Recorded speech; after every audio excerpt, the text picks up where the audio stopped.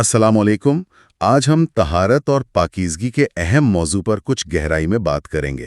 وعلیکم السلام۔ جی بالکل۔ خاص طور پر صحیح بخاری کی کتاب الوضو سے کچھ منتخب روایات، یعنی حدیث 171 سے 180 تک۔ جی مقصد صرف واقعات سنانا نہیں، بلکہ ان میں جو اہم باتیں ہیں، جو اصول ہیں، ان کو سمجھنا ہے۔ بالکل، کیونکہ دیکھیں طہارت صرف نہانا دھونا نہیں ہے، یہ تو عبادت کی بنیاد ہے۔ صحیح۔ اور ان احادیث میں ہمیں بڑے عملی پہلو ملتے ہیں، کچھ فقہی باتیں اور تاریخ سے جڑے سبق بھی۔ چلیں تو شروع کرتے ہیں حدیث 171 سے۔ یہ ایک خاتون فاطمہ بنت ابی حبائش رضی اللہ عنہا کے ایک خاص مسئلے سے متعلق ہے۔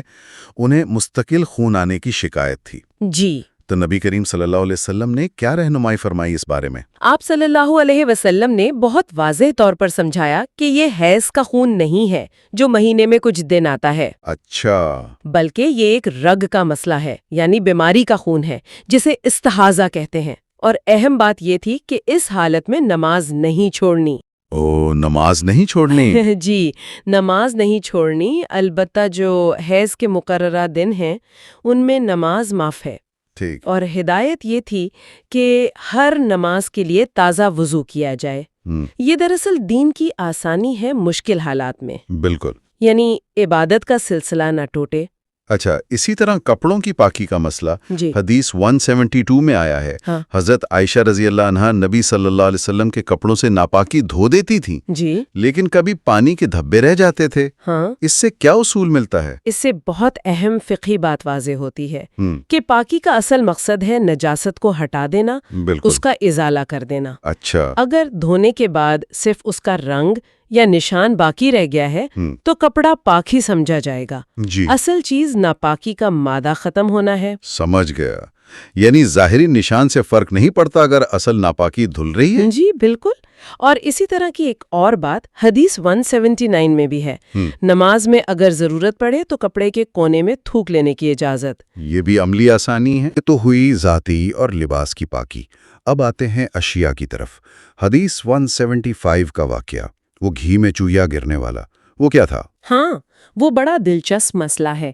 آپ صلی اللہ علیہ وسلم سے پوچھا گیا تو فرمایا کہ چویا کو اور اس کے آس پاس جتنا گھی ہے اسے نکال کر پھینک دو، اور باقی گھی؟ باقی استعمال کر لو۔ اس میں دو باتیں اہم ہیں۔ ایک تو یہ کہ ٹھوس چیزوں میں جیسے جمے ہوئے گھی میں نجاست گرتی ہے تو وہیں رہتی ہے، پھیلتی نہیں۔ اچھا، یعنی مائی کی طرح نہیں؟ جی، مایا میں تو پھیل جاتی ہے۔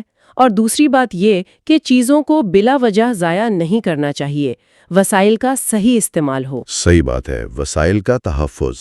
اسی سے جڑی حدیث 177 ہے کہ ٹھہرے ہوئے پانی میں پیشاب کرنے سے منع فرمایا گیا۔ جی بالکل منع فرمایا۔ اس کی وجہ صرف صحت کی حفاظت ہے یا کچھ اور بھی؟ صحت کی حفاظت تو ہے ہی، لیکن اس سے بڑھ کر یہ ہے کہ پانی خاص طور پر جو مشترکہ استعمال کا ہو اسے پاک صاف رکھنا چاہیے، کیونکہ بعد میں اسی سے وضو یا غسل کرنا پڑ سکتا ہے۔ بالکل۔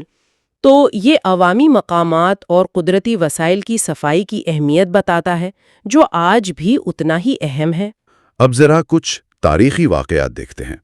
حدیث 178 میں وہ ابو جہل اور اس کے ساتھیوں والی حرکت کا ذکر ہے جب نبی صلی اللہ علیہ وسلم نماز پڑھ رہے تھے۔ جی، یہ مکہ کا بہت تکلیف دہ واقعہ ہے۔ آپ صلی اللہ علیہ وسلم سجدے میں تھے کہ ان لوگوں نے اونٹنی کی اوجھڑی لا کر آپ صلی اللہ علیہ وسلم کی کمر مبارک پر رکھ دی۔ استغفر اللہ۔ حضرت فاطمہ رضی اللہ عنہا جو اس وقت کم عمر تھیں، انہوں نے آ کر وہ ہٹائی۔ اس واقعے میں ایک طرف تو آپ صلی اللہ علیہ وسلم کا صبر ہے، حضرت فاطمہ کی ہمت ہے۔ اور پھر آپ صلی اللہ علیہ وسلم نے بد دعا بھی کی؟ جی، جب نماز سے فارغ ہوئے تو آپ صلی اللہ علیہ وسلم نے نام لے کر قریش کے کچھ سرداروں کے لیے بد دعا کی، جیسے ابو جہل، عتبہ، شیبہ وغیرہ۔ اور اس کا اثر ہوا؟ جی، راوی حضرت عبداللہ بن مسعود رضی اللہ عنہ کہتے ہیں کہ میں نے ان سب کو جنگ بدر میں مقتول دیکھا۔ یہ واقعہ آزمائش پر صبر، ظالموں کے انجام اور دعا کی قبولیت خاص طور پر حرم میں کی نشانی ہے۔ بے شک۔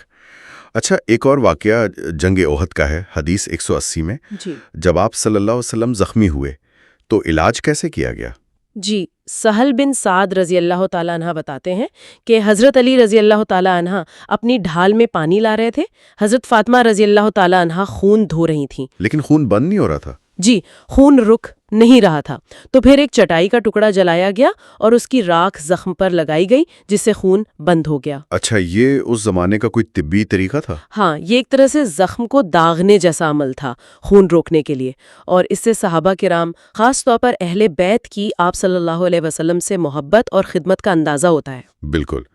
ان کے علاوہ بھی کچھ مختصر روایات ہیں، جیسے حدیث 173 میں اکل و ارینا کا واقعہ، جی، وہ خیانت اور فساد فی الارض کی سزا کی سنگینی بتاتا ہے۔ اور حدیث 174 بکریوں کے باڑے میں نماز، وہ مسجد نبوی بننے سے پہلے کی بات ہے، سادگی اور عبادت کے لیے جگہ کی شرط میں نرمی دکھاتا ہے۔ اور حدیث 176 میں شہید کے زخم سے خوشبو آنے کا ذکر ہے۔ جی، قیامت کے دن کستوری کی خوشبو یہ شہادت کا مقام ظاہر کرتا ہے۔ تو اگر ہم ان سب روایات کو دیکھیں تو یہ سب مل کر ہمیں طہارت کے مختلف پہلو سمجھاتی ہیں، ذاتی پاکی، ماحول کی صفائی، روحانی پاکیزگی، اور ان سے جڑے فقہی احکام، تاریخی واقعات اور اخلاقی سبق بھی ملتے ہیں۔